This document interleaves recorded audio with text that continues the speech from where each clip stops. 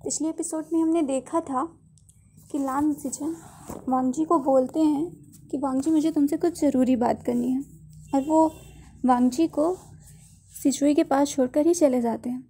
अब आगे वांगजी अपने कॉटेज की तरफ जा रहा था और वो मन में सोच रहा था कि आज वो विंग को सब बता देगा, सारा सच, क्योंकि उसने पहले से ही सोच लिया था कि अब वो विंग को अपने साथ लेकर चलेगा। वो उस इविल स्पिरिट से नहीं डरेगा और विंग को किसी और ओमेगा के पास नहीं जाने देगा। और इधर विंग वो तो कमरे में पहले से ही तैयार बैठा था। आज वो लानजान से लानेर का सच जान कर रहेगा कि आखिर लानेर है कौन, क्योंकि उस इविल स्पिरिट से ही उसे लानेर का नाम पता चला था। उसे ये नहीं पता कि लानेर कौन है और लानेर इस वक्त कहाँ है और किस रूप में, पर वो इतना जानता है कि वो ओमेगा जो लानेर है वो लान वांगजी का ओमेगा बन चुका है। और वो ये भी जानता है कि सिजोई उसका बेटा है, इसलिए अब वो लानेर को ढूंढना चाहता है और उससे बात करना चाहता है, क्योंकि उसे अभी भी उस इविल स्पिरिट पर उतना ज़्यादा भरोसा नहीं है। वो तो बस गुस्सा है और फ्रस्ट्रेट है इस सबसे। इसलिए उसने एम्परर स्माइल मंगा के रखी है कि आज वो लान वांगजी को ड्रंक कर देगा और उससे सारा सच जान लेगा। जैसे ही लान वांगजी अपने कॉटेज में आता है तो देखता है कि विंग आज उसका स्माइल करके वेट कर रहा है और विंग उसे स्माइल कर रहा है, उसकी ओर देख रहा है। वांगजी को तो इसी में डाउट हो गया, कुछ तो गड़बड़ करने वाला है विंग। तभी विंग बोलता है, वांगजी तुम आ गए, आओ ना यहाँ साथ में बैठकर चाय पीते हैं। और वांगजी उसके पास जाकर बैठ गया। वांगजी कहता है, विंग मुझे तुमसे कुछ बात करनी है। विंग कहता है, हाँ वांगजी मुझे भी तुमसे कुछ बात करनी है, पर पहले इसे तो पियो। और वांगजी वो चाय को पी लेता है, जो असल में चाय थी ही नहीं, एम्परर स्माइल। और एक कप पीते ही वांगजी धड़ाम से उसी टेबल पर गिर जाता है। और विंग उसे देखता है और बोलता है, वांगजी तुम ऐसा कैसे कर सकते हो? एक कप शराब भी तुमसे सहन नहीं हुई। फिर वो वांगजी को उसके बिस्तर पे ले जाता है और उसे वहाँ पे सुला देता है और अपने बिस्तर पर आके लेट जाता है और बोलता है, विंग ये सब तुम्हारी ही गलती है, तुम्हें कुछ और इस्तेमाल करना चाहिए था वांगजी के ऊपर। और फिर वो सोने की कोशिश करने लगता है और कुछ देर बाद उसे नींद आ भी जाती है। विंग आधी रात में उसकी आँख खुलती है। वो देखता है कि लान वांगजी उसके बगल में लेटा हुआ है और उसके चेहरे को बार बार टच कर रहा है। विंग एकदम ऑकवर्ड वाली स्माइल होती है ना, वो देते हुए बोलता है, वांगजी तुम क्या कर रहे हो? वांगजी कुछ नहीं बोलता, बस वो विंग को देखे जा रहा था। और विंग मन ही मन में सोच रहा था, वी वूजियान तुमने ये क्या कर दिया? ये लान वांगजी अब ड्रंक है। अगर किसी को पता चल गया कि मैं यहाँ एम्परर स्माइल लेकर आया था और मैंने लान वांगजी को ड्रंक कर दिया है, तो मुझे कोई नहीं छोड़ने वाला। ये सब मेरे पीछे पड़ जाएंगे और जो सज़ा मिलेगी वो अलग। विंग यही सोच ही रहा था, तभी वांगजी अचानक से विंग के फेस को एकदम टाइटली पकड़ लेता है और अपनी ओर मोड़ता है। विंग तो एकदम शॉक था, ये लान वांगजी कर क्या रहा है?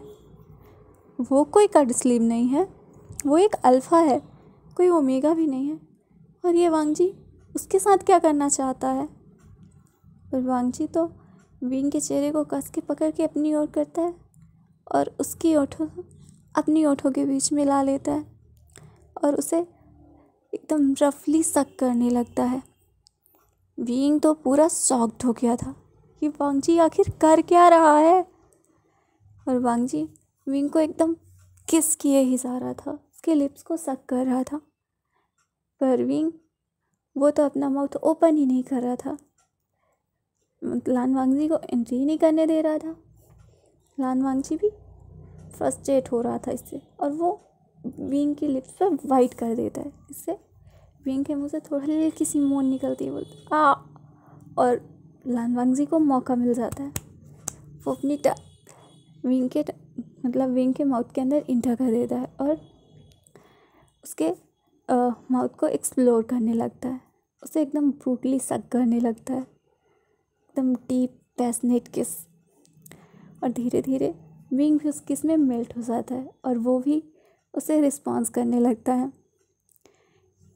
कुछ देर तक ऐसे एकदम डीप पैशनेट किस करने के बाद जब विंग को लगता है, मतलब विंग और वांगजी दोनों को लगता है कि अब उन्हें सांस लेने में तकलीफ़ हो रही है, तो एक दूसरे से अलग होते हैं। विंग तो अभी भी सोच रहा था कि उसने क्या किया, पर वो देखता है कि वांगजी तो उसके सीने में सर रख के सो गया। विंग कहता है, लान वांगजी, अगर तुम सुबह उठे और तुम्हें याद आएगा ना कि तुमने मेरे साथ क्या किया है, तो तुम देखना सबसे अपना चेहरा छुपाते फिरोगे। और फिर स्माइल करता है और वो भी वांगजी को हक करके सो जाता है। फिर हम सुबह का सीन दिखाया जाता है। विंग वांगजी से पहले उठ जाता है और वांगजी को उठा के उसके बिस्तर पर सुलाता है और बोलता है, यू लिटिल लान, मैं तुम्हें छोड़ूंगा नहीं, तुमने मेरी फर्स्ट किस चुरा ली। फिर स्माइल करता है और सोचता है कि उसने उसकी फर्स्ट किस कहाँ चुराई। असल में तो विंग ने उसकी फर्स्ट किस चुरा ली थी, क्योंकि एक रात जब 1 महीने पहले विंग ने ही तो उसे किस किया था। और फिर स्माइल करते हुए कमरे से बाहर चला जाता है। इधर हमें लान कुरैन, मतलब कुल प्रमुख लान और लान यिंगशी दिखाई जाती हैं। कुल प्रमुख लान कहते हैं, पता नहीं इन लोहा का इस्तेमाल कौन कर रहा है। मतलब यिंगशी से वो कहते हैं कि इन लोहा की ताकत बढ़ती जा रही है, कोई ना कोई तो इन लोहे का इस्तेमाल कर रहा है। तो लान यिंगशी कहती है, ऐसा हो ही नहीं सकता। जब एलिंग लूजू को मारा गया था, उसकी स्पिरिट को कैद किया गया था, तब इन लोहे को भी तबाह कर दिया गया था, तो फिर इन लोहा कैसे आ सकता है। तो कुल प्रमुख लान कहते हैं, मुझे नहीं पता, पर अब वांगजी को जल्द ही अपनी विजन का समन करना पड़ेगा। लान वांगजी अपने विजन से ज़्यादा दिन दूर नहीं रह सकता।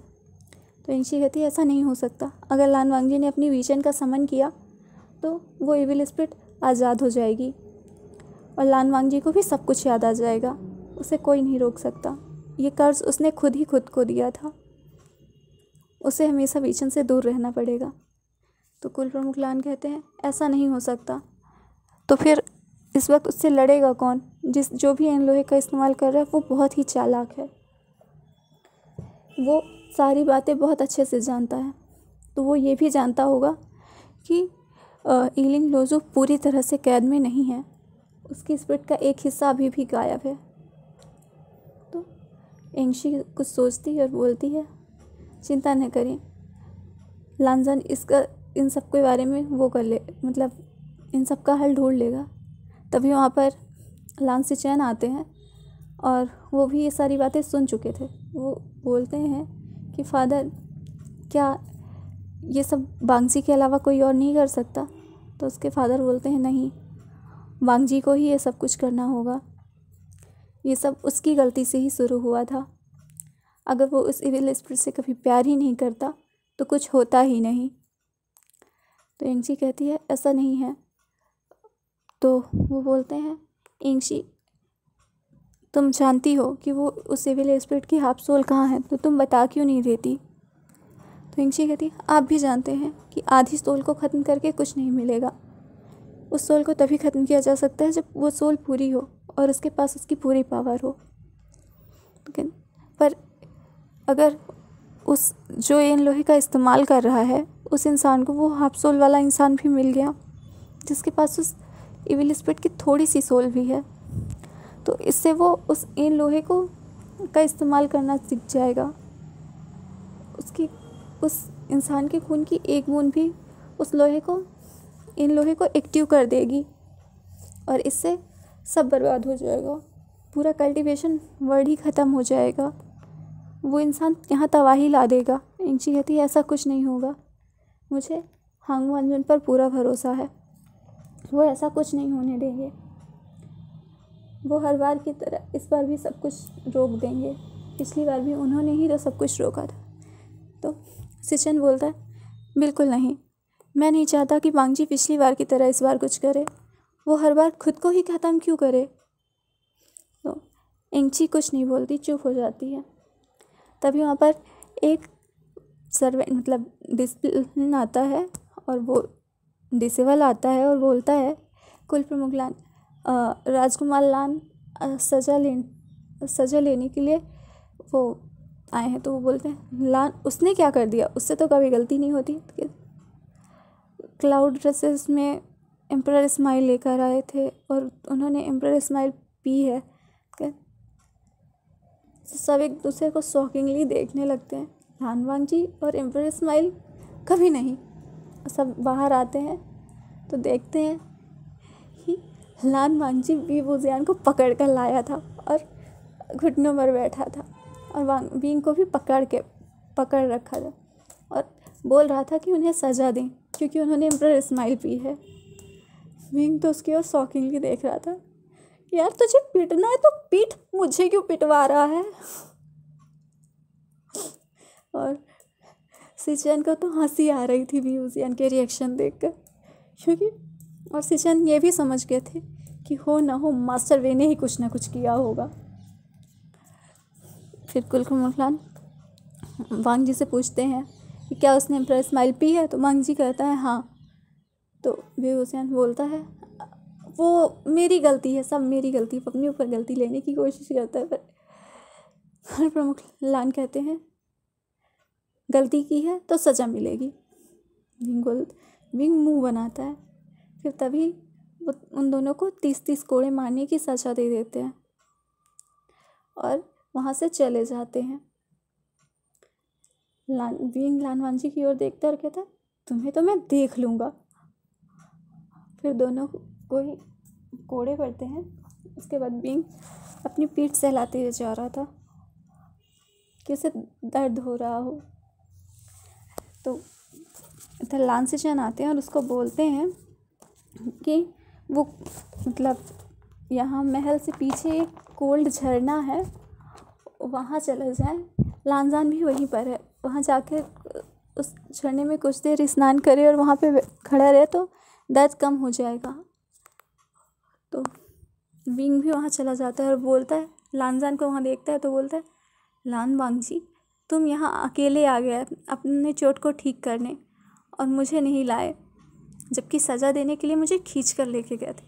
वांगजी कुछ नहीं बोलता, वो चुप रहता है क्योंकि उसी ने अपने ब्रदर को भेजा था विंग को वहाँ भेजने के लिए। फिर विंग से लान वांगजी से बातें करने की कोशिश करते, पर वांगजी इस वक्त तो एकदम शांत रहता है। अब